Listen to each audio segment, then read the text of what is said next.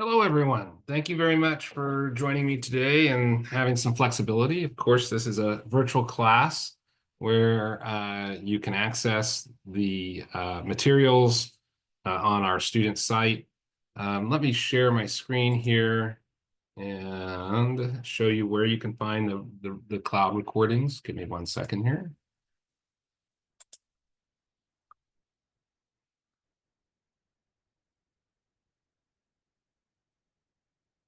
Um, I had to do the class a day early. I have a daughter that is in an athletic event tomorrow, and it's going to be an all-day deal. And so I decided to do the class early. It underscores why it's really important to read the announcements when made and, you know, make sure you read the communications that come in that I send out. Because I try to sparingly send things out.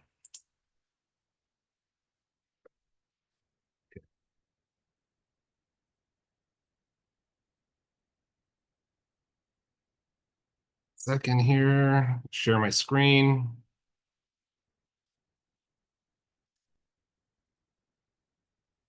Might see some like crazy teacher secrets back here. I don't know.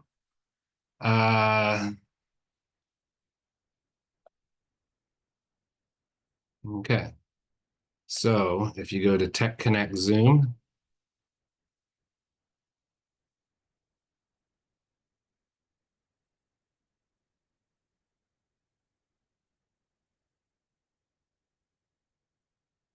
second.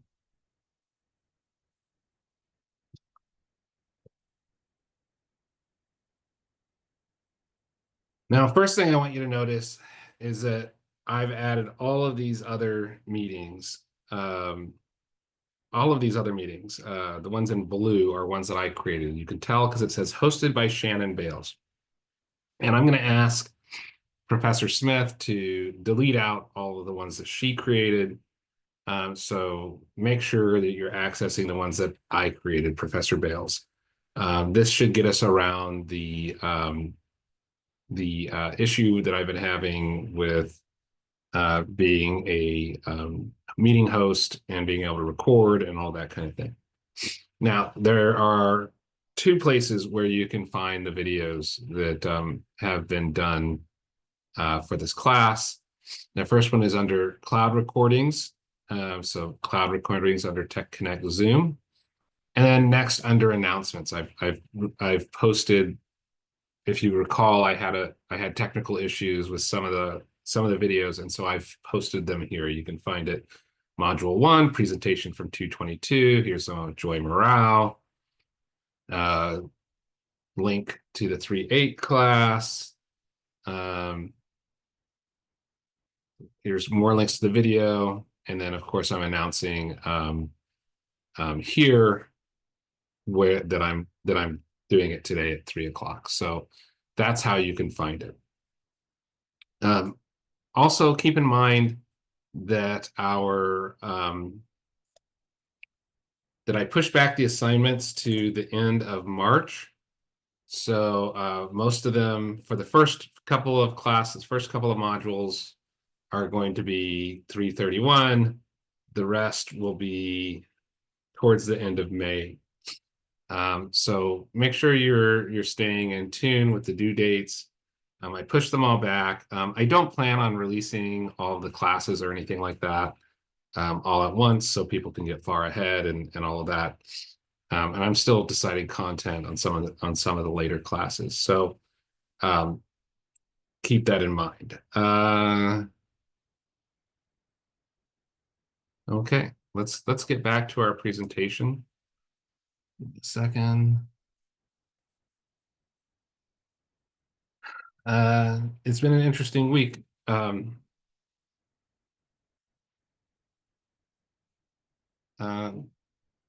been an interesting week this week. Give me 1 second.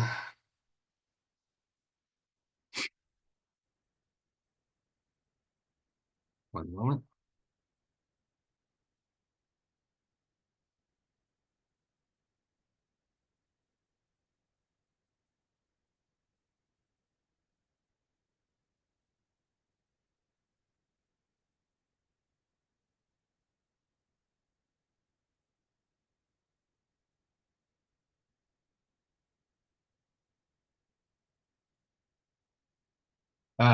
Okay, if you recall, we're talking about the EDRM. Get this up on screen here.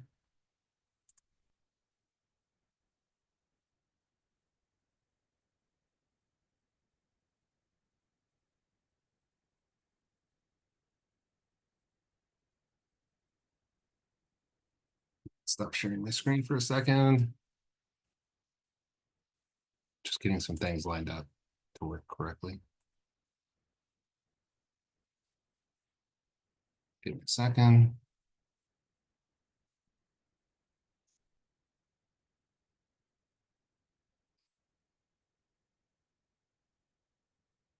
Please share now.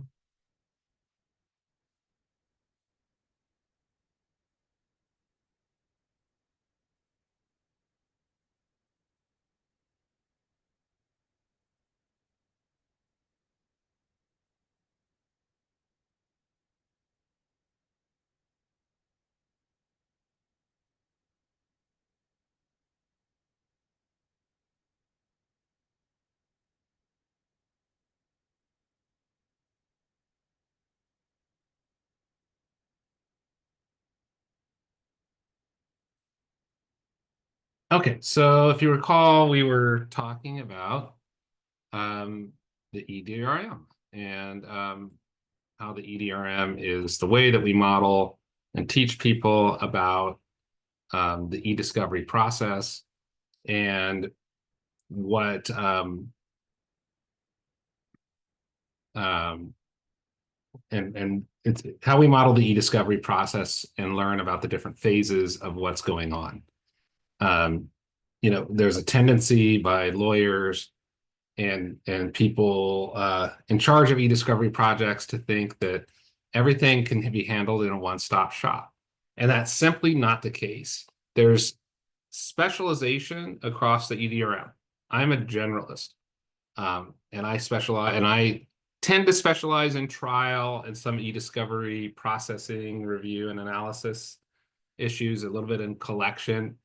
But really, I'm a generalist that can help manage that process. I manage a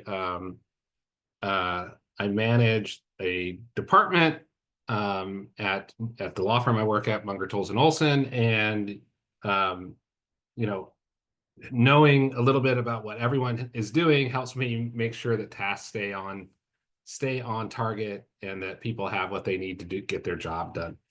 Um, People tend to kind of, I would say, you would call everything in purple and red the left of the EDRM. Everything in blue and this teal green is the middle of the EDRM, and the green presentation is the right of the EDRM. So a lot of people say I'm left, middle, or right. Um, uh, and so um, so people tend to specialize around those areas of the EDRM. There's InfoGov experts. There's a lot in privacy, for example. Some of the certifications that are out there, AAPP.org. Hold on a second. The IAPP is a organization that deals with privacy, and you can get a certification at a certification in privacy protection. It's a great way to go if you are a paralegal, you have the legal background, and being able to discuss the different certifications that are out there. There's privacy certifications, privacy pros, there's privacy for technical people. I'm thinking about pursuing one of these privacy certifications. I don't know if I'd go after the CIPP or the CIPT, the T's for technology. But I'm thinking about it. And I think it's a great way to think about I think it's a great way to think about uh, your career, and that you might bring extra value to where you're working.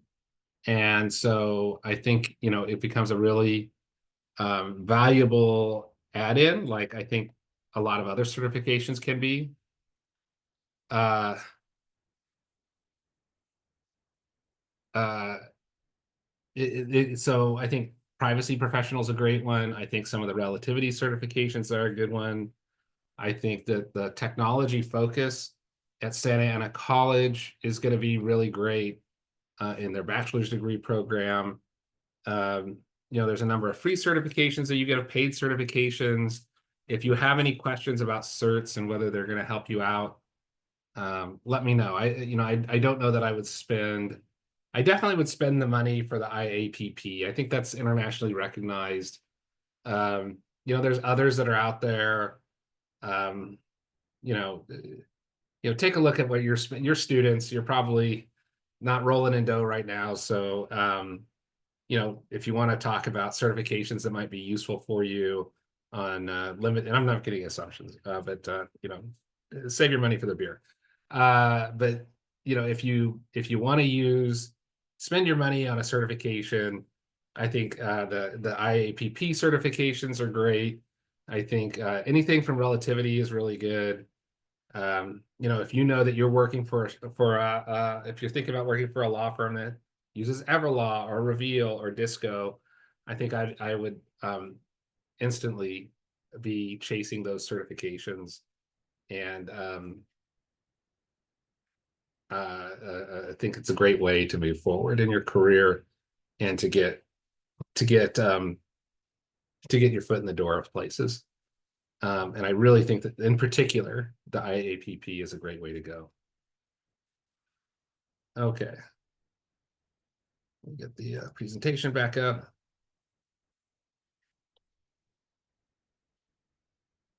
I think we stopped around legal hold last week. Just a quick recap. We had Joy Morale, who talked about legal hold. Again, doing electronically makes things a lot more efficient. Preservation is also about, and identification is about identifying sources of ESI, legal hold plans. What's the plan? Making sure people know about it and that they have held the documents that they are legally obligated to do under that legal hold. We talked about that it's done in anticipation of litigation, that you need to take reasonable steps to preserve. Failure to preserve can result in spoliation. Sanctions can result. Reasonable steps. What does that mean? Reasonable steps to preserve. If someone went out on a pregnancy leave, right? And they weren't there in the office, I think it would be reasonable for someone to figure out how they're going to hold that person's data from, let's say they were part of the case during the date period, they went out on a leave, and now they're out with their bundle of joy, and they want to you need to hold their data, and they're not in the office, and you're not allowed to contact them because they're out of the office, that the business would be under an obligation to take steps to preserve that data. It's reasonable steps. If it were to cost millions of dollars or be really expensive to stop some sort of technical process, I'm sure the courts would look at that burden analysis and wonder whether it was reasonable or not. We talked about that there's potential sanctions for spoliation. You can get your case dismissed. You can get adverse jury instructions. What is an adverse inference jury instruction?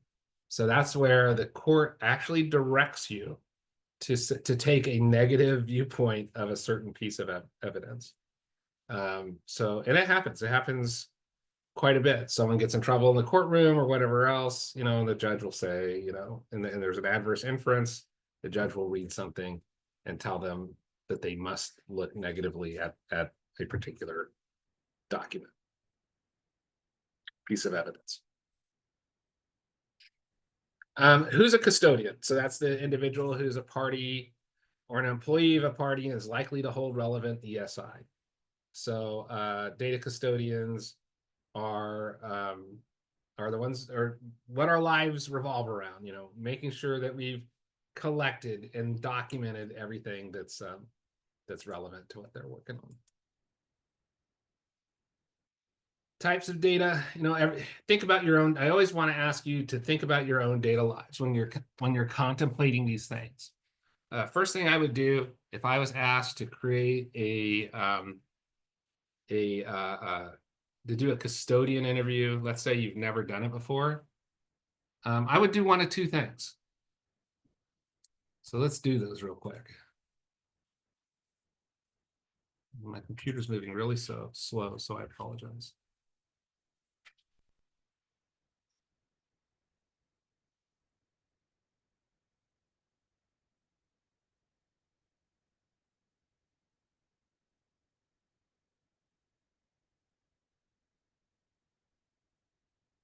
Second.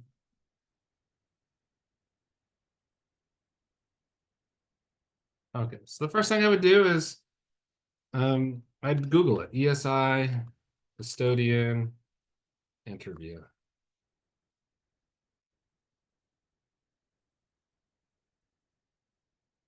Questionnaire. I think that's the first thing that I would do. Kind of see what's out there. And I think I would probably go through and download 2 or 3 of these and familiarize myself with it.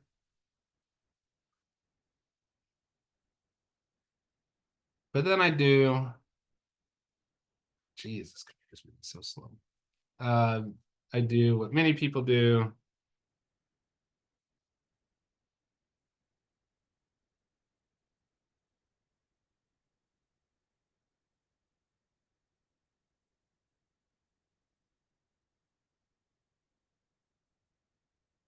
And I'd used a generative AI.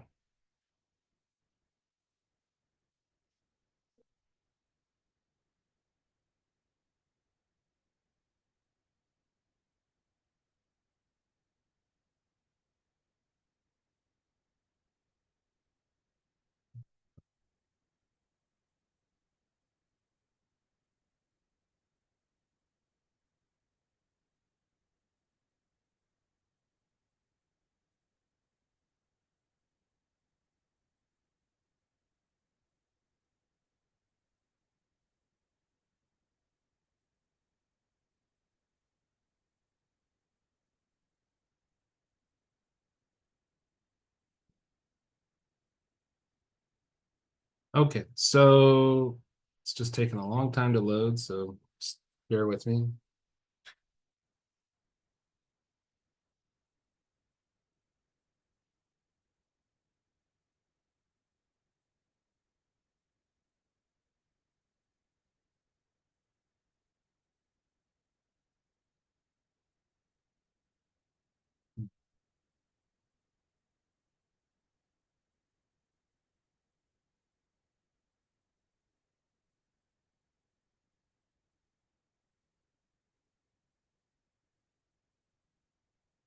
Let's just slow down 1 second while I.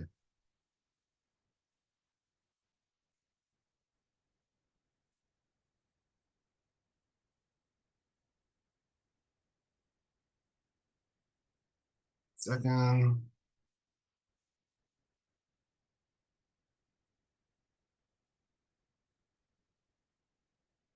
Turn off my video. And 1 second.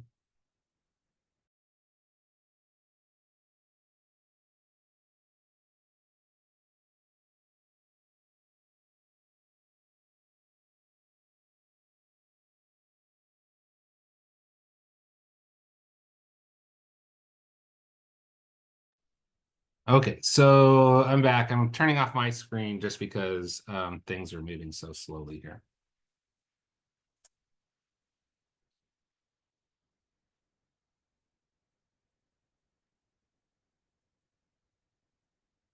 Check.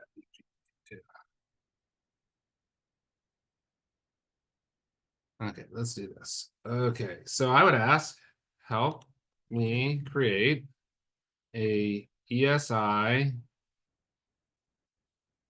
question here.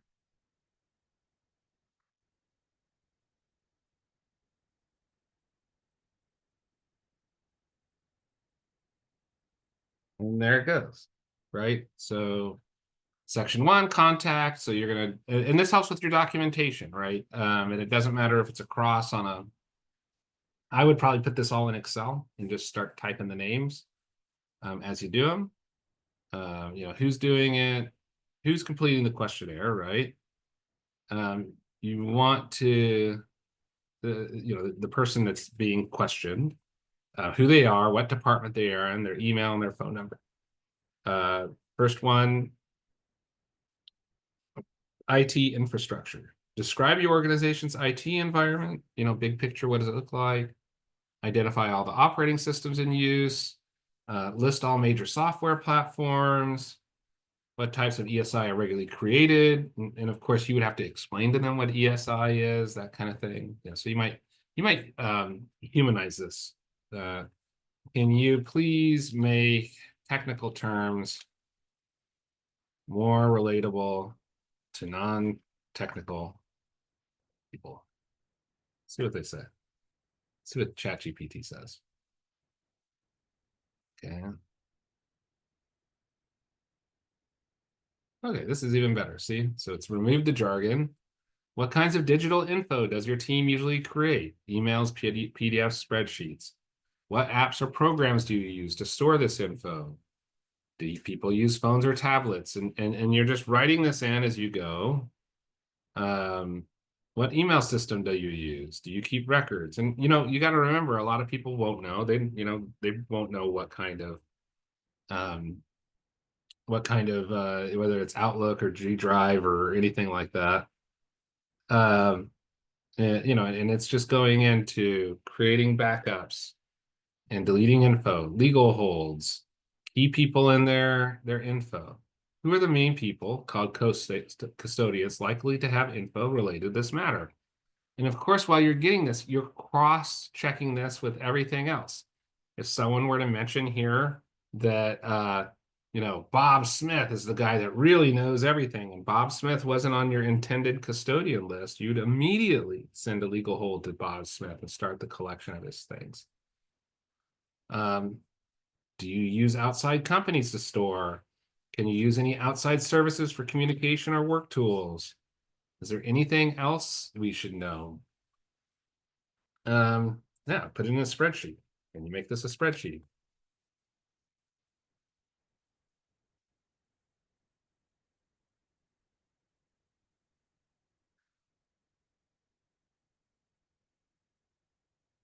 Let's see what it gives us.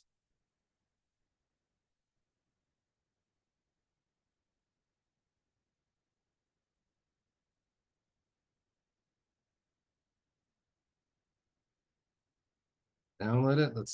I'll open it and I'll see what I can find.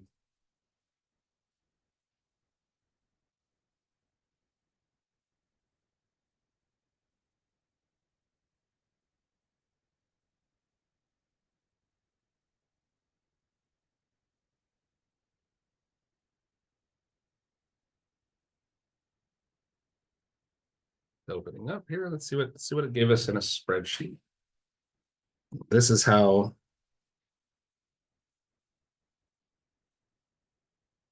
we do things like this.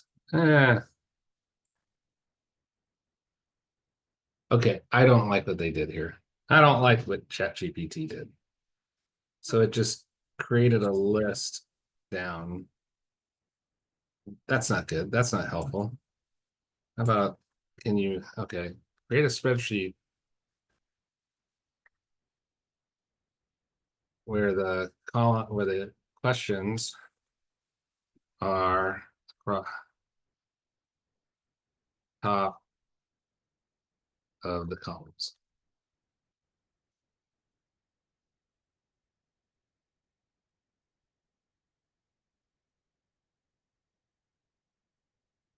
Let's see. Ooh, would you like to add more rows for multiple respondents? Yes.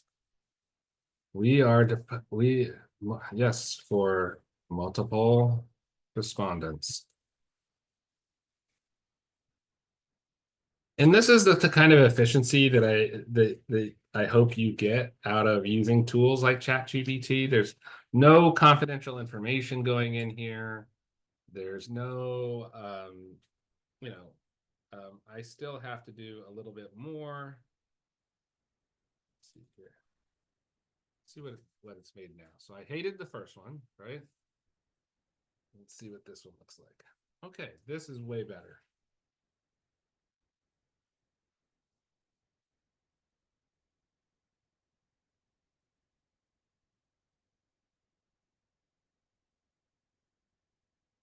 Okay. So I probably would have done one thing different. I would have done your, make this bigger.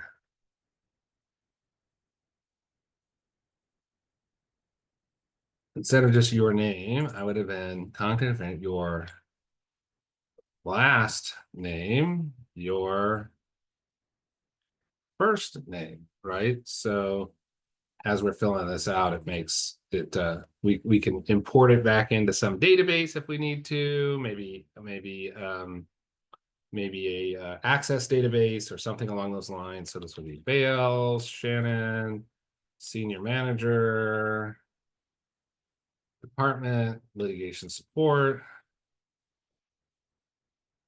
email address, Shannon Lex Bales at Gmail. I probably would ask if the questions turn that way, if the questions turned into something like um if there was a question on here whether you used personal devices, I don't think I saw that. I would definitely say what email address did you send the things to, right? So all this you just go through and you're going to fill this out with the person, right? Maybe you start with a paper form. Sometimes you can just sit there with a computer, but the paper form usually works a little bit better, more personal. You're trying to get these guys to not be so nervous about answering the questions. Storage on hardware devices, desktop, laptop, thumb drives, network storage, private data, home computer, personal email, social networking sites, phone. So the phone is the thing that's growing the most. And one of the areas that you have to ask detailed questions, because before, when we asked about phone, we were hoping to get the email, the text messages, and that was really what we were looking for. But right now, people might have 5 or 6 different messaging services on their phone, right? And they may have several messaging services on their phone. They may have different email accounts on their phone. They may be connected to different kinds of data sources, like for stock purchases and things of that nature on their phone. And I really think that one of the things that we've had to train and do a little differently is we no longer just say collect the phone. As part of our questionnaire, we start asking, can you add questions about before adding to the spreadsheet? Can you provide questions about collecting about data that might be on a person's mobile device? Let's see what we get. You use a mobile device. Is it provided by the company? You access email, text message, documents. This is where we start to get into really hard stuff. What apps do you use? Outlook, Slack, Teams, WhatsApp, iMessage, SMS. Do you use social media apps, right? These are all potential data sources. And if we're just worried about email and text, let's say email, because there could be a differential between what's on the phone and what's on the device, we just ask in a non-criminal setting if it's synced, right? And if it's synced, then we can just collect from their email. Okay, so that was another interesting question. Non-custodial ESI, targets Walmart's, customer lists, things like that. Wanting to understand whether it's overwritten, cumulative, how does it reflect changes over time? Who has access to it?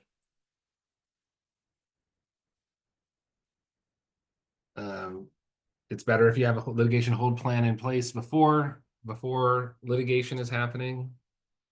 We talked about the legal hold notice. Safe harbor, lost ESI can be replaced or restored, no sanction. And if you can't do it, court may order sanctions no greater than necessary to cure that prejudice.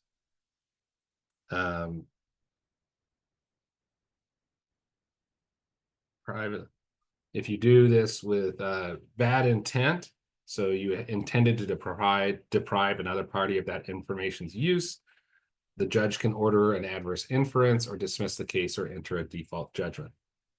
Being negligent is not enough, right? Like they might find you, they may say something bad, but a bad bad inference, something along those lines, but it doesn't get the case dismissed against you. Disaster recovery media. I was telling the stories before about how we often have to go back to the backup media. Really now we're targeting the most recent data possible, but of course you could get a case that's 5-10 years old and have to go and find all that old stuff.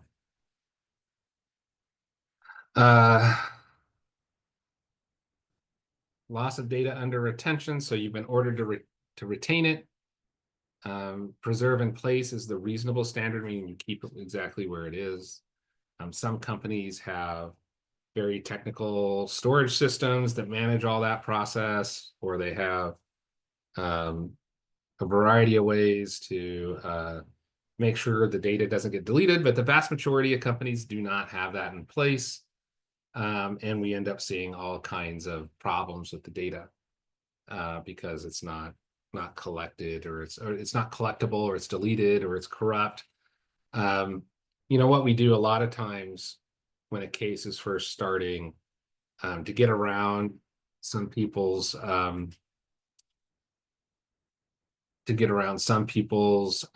Leon, how are you? Oh, Professor. Hi, how are you? Yes, I'm right here listening to your Great. lecture. Okay. I'm sorry I'm late a little. Moving right along. I appreciate you being here. Here, I'll even turn on my camera. I think that nobody knows 3:30. Huh? I think that nobody knows the 3:30. Yeah, it's okay. I'm just recording it, and people will go from there. Yeah, from the recording, yes. Yeah. So I'm just doing some review.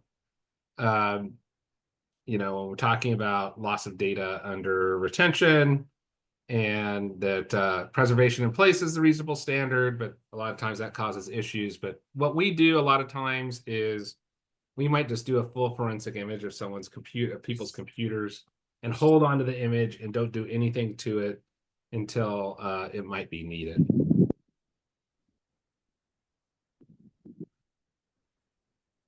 I think there's a lot of, I froze.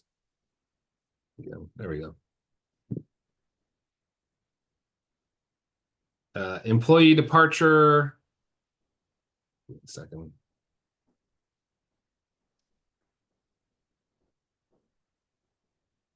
Okay, employee departure, making sure that you have processes in place when people leave. What I've seen happen is, I'm going to turn my camera back off just because it's slowing things down.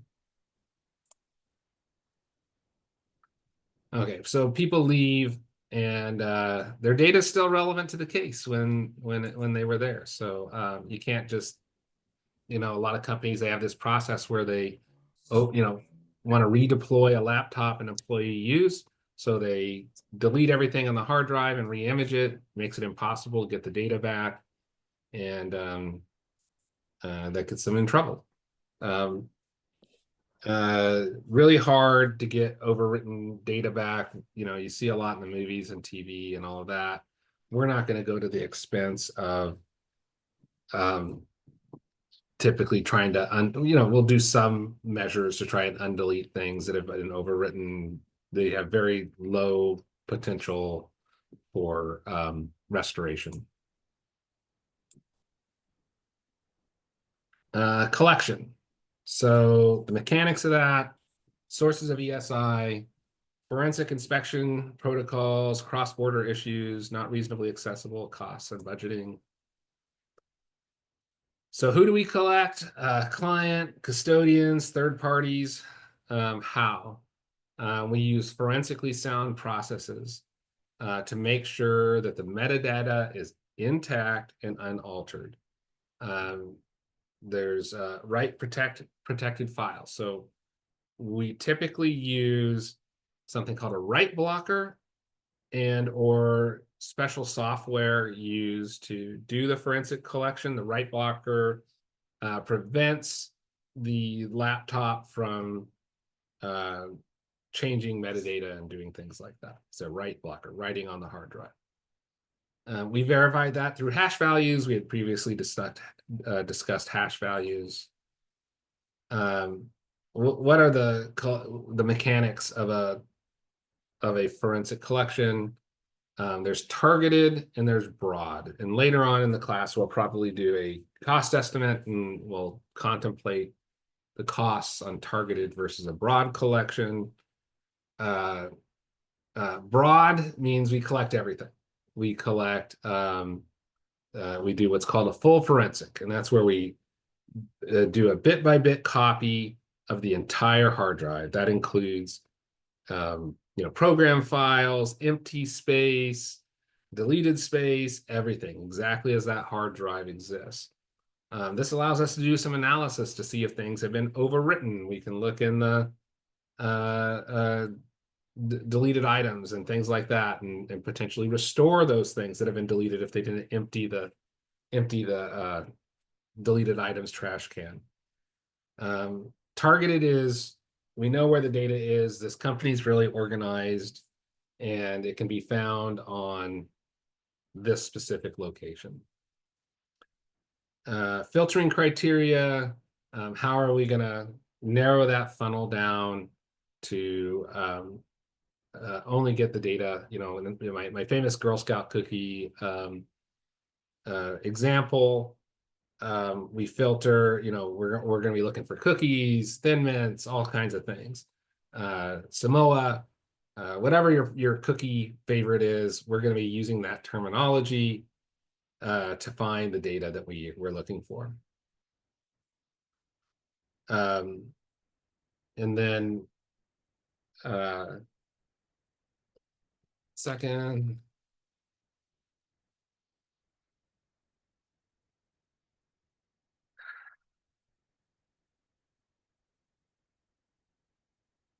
So active data, this shouldn't really be a versus, but active data is data that is readily accessible, and forensic collection is collecting and preserving digital evidence in a way that ensures its integrity. These should be just separate lines in here, sorry.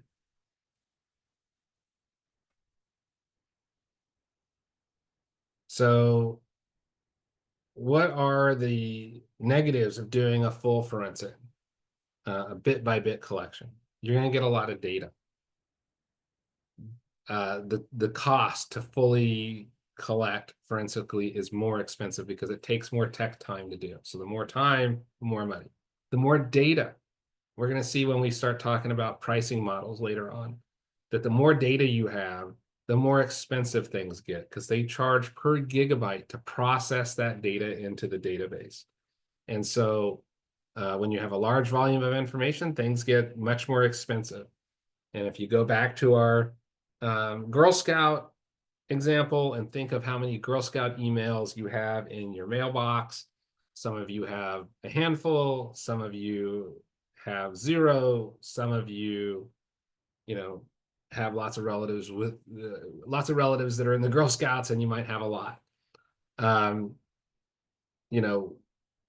the cost to collect and process all that information might be kind of wasteful if we really know that we're just looking for those Girl Scout cookie emails, and it might not be a good idea to collect all of that because it will cost a lot of extra money.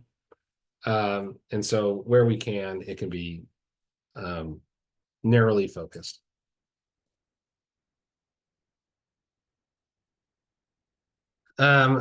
Regardless of the method, and that's contrasted with a targeted collection where you're finding just the data that in a folder or a couple of folders, like all the files in the documents folder, right? Needs to have your system metadata and file metadata. System metadata are things like where was it, when was it last modified or created or accessed, the file location. All of that is system created information versus file metadata, which is author information, who edited it, how many revisions were there. What you're aiming for is the defensibility of your collection. So it means you have to defend the process you used to collect that data. And the best way to do that is that project management that we talked about previously, that you have to be able to consistently show and explain why you collected the data that you collected. If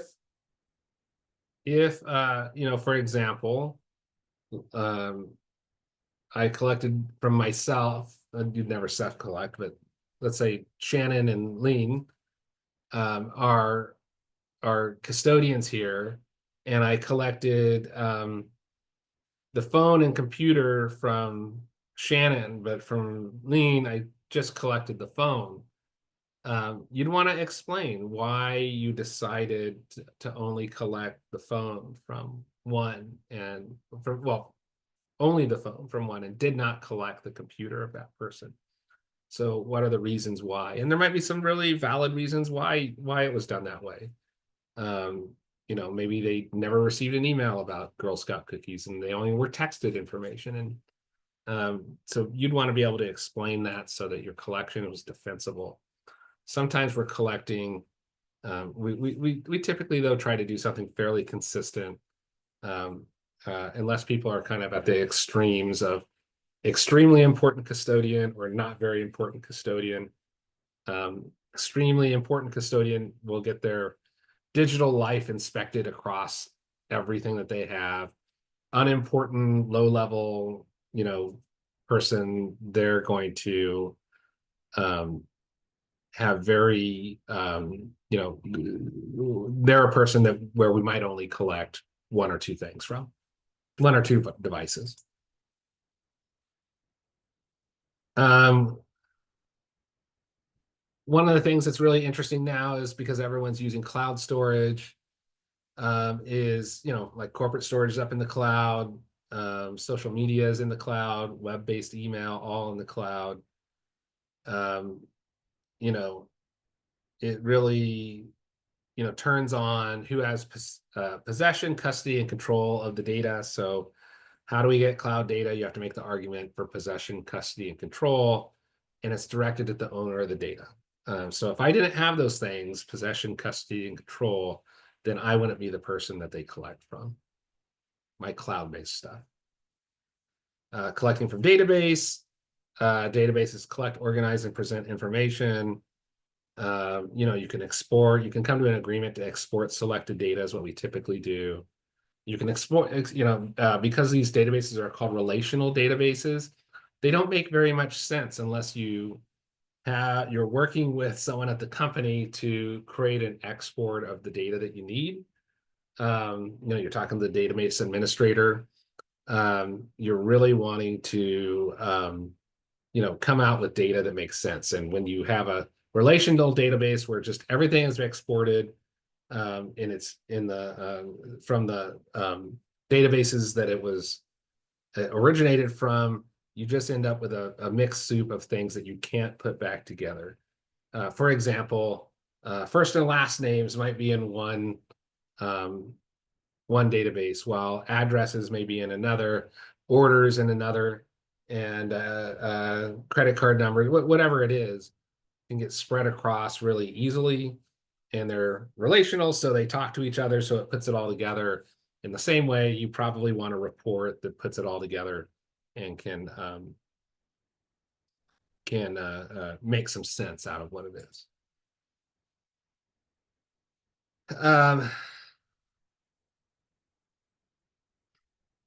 Forensic inspection tools. These are unique softwares used to do forensic collection in a forensically sound way. Both parties have equal interest in the results. We want to make sure it's done right, that the things are collected correctly. A lot of times we like to use a third party to perform these tasks because you don't want anyone, again, if we go back to defensibility of your collection, having that third party vendor who goes out to do these things is a really key part of making sure that it's done right and that that your collection is defensible.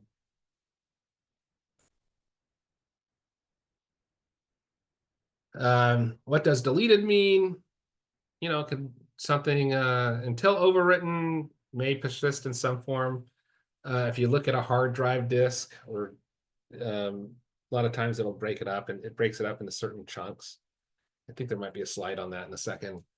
And so when you press delete for a file, and I think many people have gotten caught up in this kind of thing from shows you see on TV, but you press delete, there's undelete. There's an undelete feature. If you go to your trash on your computer and you right click on those files, you can restore them a lot of times.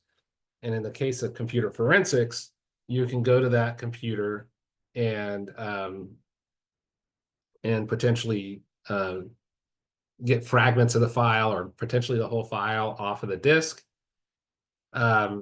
When you hit delete, it just marks it for deletion until it's been, and it says that you can basically, to the computer, that it can overwrite that section of the disk. And so if you're lucky, that section of the disk has not been overwritten yet. I've also seen, they used to be really popular, but like metadata, what's it called? Metadata eraser, right?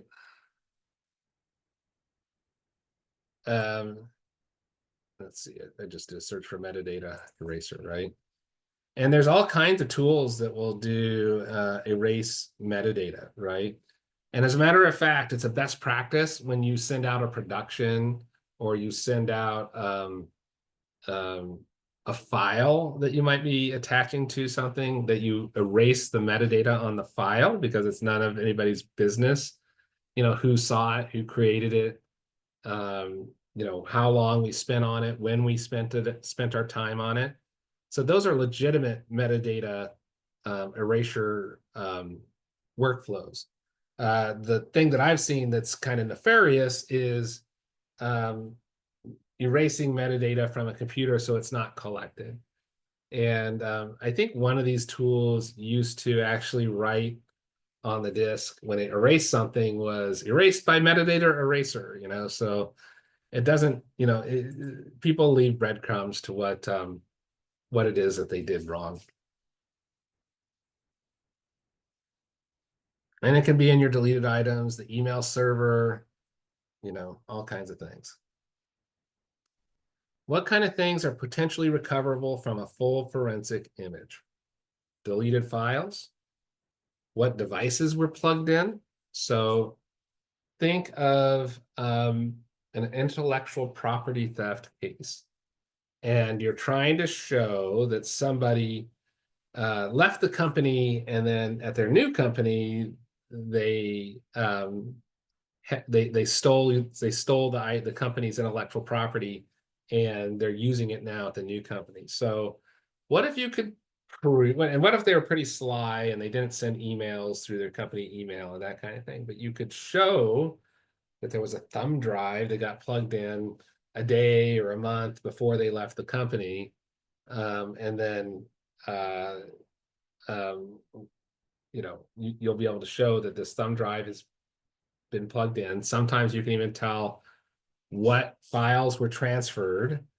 And if that's the case, it's going to look pretty bad if they can't produce the USB drive that was used, right? So and if they do produce the USB drive, you'll do a full forensic on the USB drive that they plugged in, right? Do I have one around here?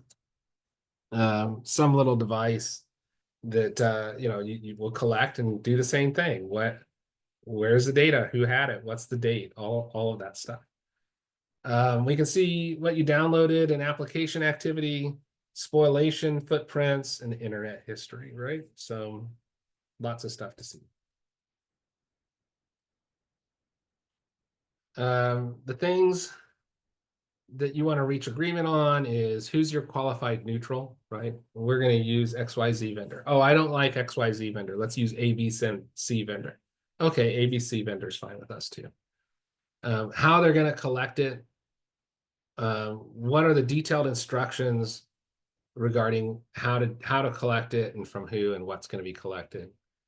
How are they going to verify the integrity of the work? So usually there's a hash value report, reports what was collected.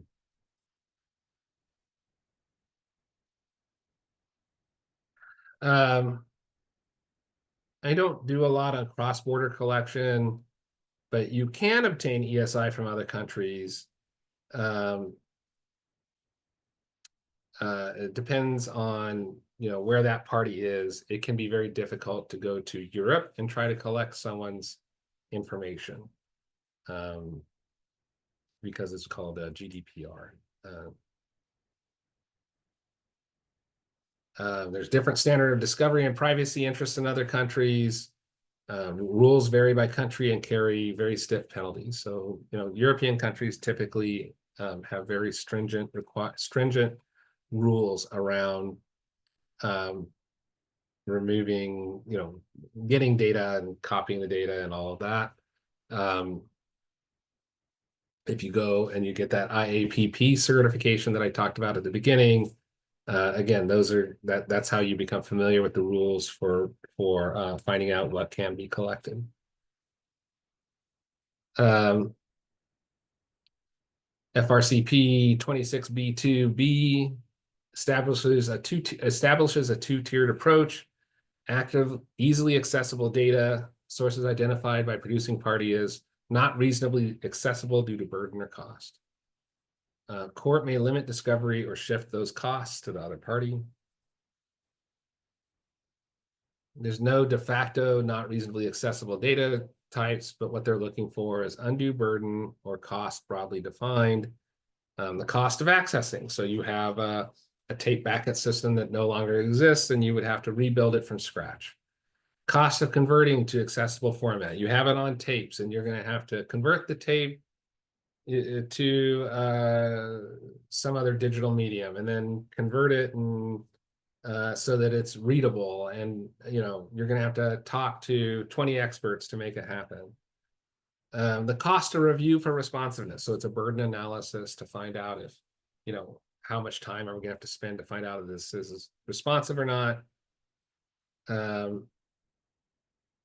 It's going to cause significant business disruption or other internal costs. So, I don't see us, like, let's say you had to do some collection from Delta that would take Delta Airlines, and you'd have to take every airplane out of the sky for 24 hours while the collection occurred. I don't think that's going to happen unless the most extreme actions with dealing with national security. Requesting party, what's not reasonably accessible or NRA. The requesting party may need to show the relevance of the data, overall litigation value of the data, inadequacy of other data to meet discovery obligations. Possible compromises will create an index of the files or sample. So sampling means if we had 10,000, maybe we give them 300, see if that's useful.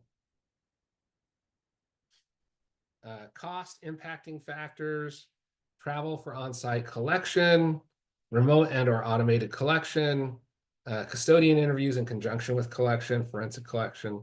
All these things are expensive.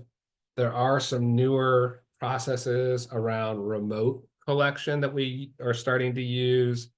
A couple ways this looks is that we send a hard drive to a user, they plug it in, and then we get on a remote session. And then within the hard drive, there's forensic software that the then forensic tech walks the user through on how to collect different locations, and then they send the hard drive back.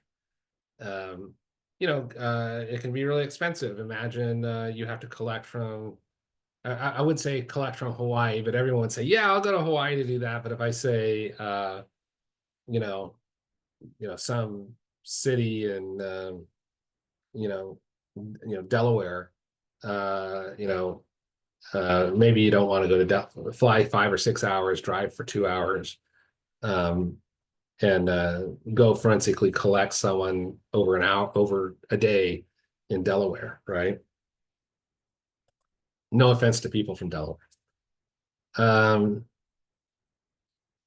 Factors that matter for costs of collection: number of custodians.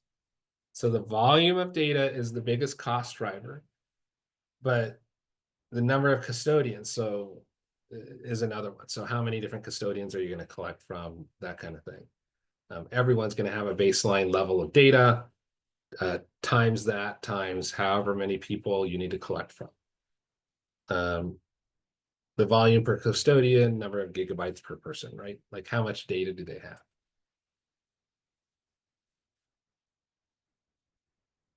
Okay, this is where I'm going to pause and ask my favorite student in the classroom, Lean, is it Lean or Leanne? One of the Professor Lin is okay. Lynn? Yes. Yeah, awesome. Lynn, do you have any questions? You are the favorite student of the day today. I'm sorry, because nobody has time today. Yeah, I know. They might be busy with work or with Yes. school or whatever. I don't know. Yeah, I couldn't do tomorrow. So hold on, let me stop my share. And I'll try and see if my camera doesn't stop everything. But do you have any questions? So far, so no, nothing for until now. And I'm gonna have to submit. Yeah, I have question on the drafting. What?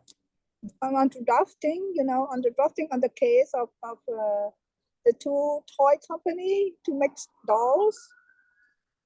Say it one more time. I can't hear you. I apologize. Yeah, I'm out on the street right now. I have a question on drafting. Drafting, okay. The drafting on the companies to make dolls. Yes. To make the dolls, yes. Yeah. And do I have to follow any kind of format? Or just to answer to the question, the outline question that you provide. Give me a second. And I'm going to turn off my camera again just because it's just not cooperating.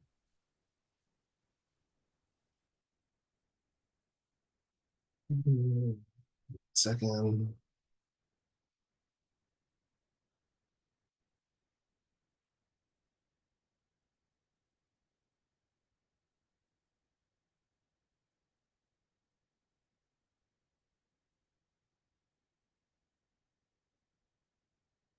Is that under, which module is that under?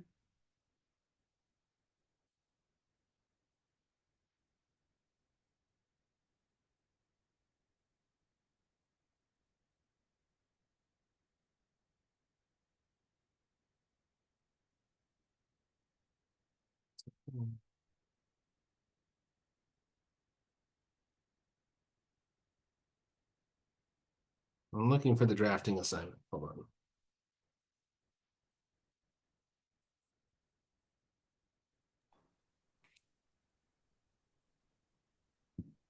You know what module it's in, Lynn? Assignment, I think that number 5. Assignment 5. Is that number? Oh, no, not yet. No. It's gonna due on the 31st. Okay. I'll probably just go through it next Saturday, but hold on, let me see if I can see it. Hold on. Oh, using technology at the trial, yes. Assignment with Shoshuka.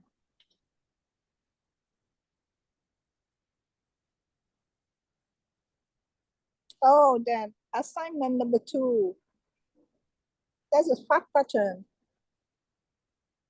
Assignment 2. Yeah, assignment unit 2. I already did the homework, but I'm not sure that I have to make sure that I have to do exactly to the outline. Mm-hmm.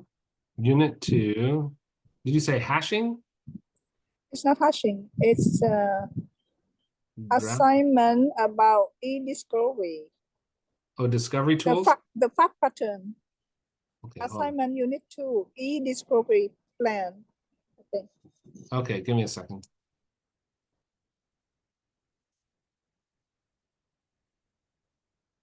Okay, there it is. Sorry.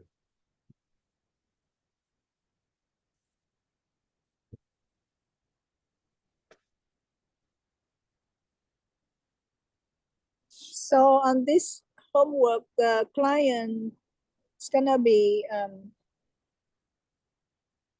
the employee Mm-hmm. and the webby toy company.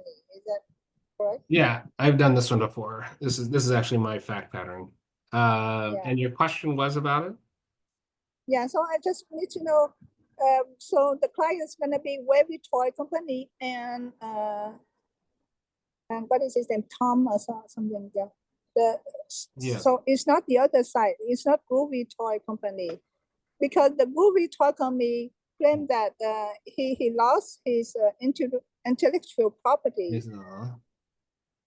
But then the client's gonna have to go and reverse that Yeah. to object to that Yeah, so he went to work claim. at Wavy, right? Yeah. No, This Webby going is the client. Webby let's is see. gonna be the client. Is that what you want? Well, I think you can gather information on the claims being made against Groovy. Okay, I see what you're saying. Yes. So I don't care. I honestly don't care if you make Groovy this against Groovy or Wavy, and I'll even change it. So it's Yeah, it says here. yeah. It's something like if stolen, the intellectual property has allowed Webby to come to market. Right. Yes. Groovy's the victim, right? Yeah, Groovy Groovy claims is the something. victim. Yeah. Is the victim. You can pick either side and develop So your theory. yeah, so this case is Groovy is a victim. Then he made a claim, and then Webby is a defendant. Then Yeah, here. this time is he's gonna Here, appeal. I'm gonna change it a little bit. Oh, Groovy. I'm sorry. I made the homework already. No, you can keep what you do. I'm just gonna change it to you don't have to do anything. I'm just saying you can now do either side. Yeah. So I'm gonna make Wavy as an appellant to the case because he's gonna answer to the claim of Groovy and then he's gonna appeal Yes. to say that he's not he did not stole he did not steal. Yeah, he's gonna say I didn't steal it, right? Yeah, he did not And steal and he have to prove and bring yeah, he could evidence. right. I mean, just because something's similar doesn't mean that he stole it, right? Yeah. Um, you know, maybe the idea is that the technology used in Manly Man and Fists of Fury is unique. It's completely different than what's used in Tough Guy and Hero Man, right? Yeah. So, and how do you prove that? You would show that you know, none of the evidence, you know, that um the Tom who left Groovy, Tom Farber who left Groovy, doesn't have any metadata that shows any kind of theft. No devices were plugged in, right? If you look at the if you look at there were no emails that sent the data. They checked his personal computer at home, nothing there. They took Yeah, I already put something like yeah, to okay. the e-discovery the expert to show that to prove everything Yes. as evidence. And I said that Yeah. the Tom is the doe. Is that correct? Because Yeah, that's right. the other side gonna he's gonna claim the wavy and Yeah. Tom is the doe. Yeah. So they're both different then. Right. I'm gonna also add one other thing. I'm gonna say you can make up the facts. You can make up any facts not explicitly slated here. Yeah, and then Right. yeah, I wrote some yeah, I put some expert on it. Yeah. I like when people make stuff up. I think it's I'm fun. sorry, I don't know much, but yeah. No, it sounds like you're doing fine. If you want me to take a look at it, I will do it after class on next Saturday. Yeah, thank you very much. And the thing is, it is gonna be due on the 31st. So anyway, I have to submit. Yes. But Yeah. before I submit, if I have a chance to have you to Yeah. fix If you it. want to send it to me, go ahead and send it to me. Thank you very much, Okay. Professor. Yes. Well, that's all I got To for make today. it, Anything to else? make it better. Thank you very much for help. Yeah, no Yeah, worries. that's it. Thank you. Have a wonderful day. You have a great day. Thank you, Professor Shannon. No problem. Thank you. Bye.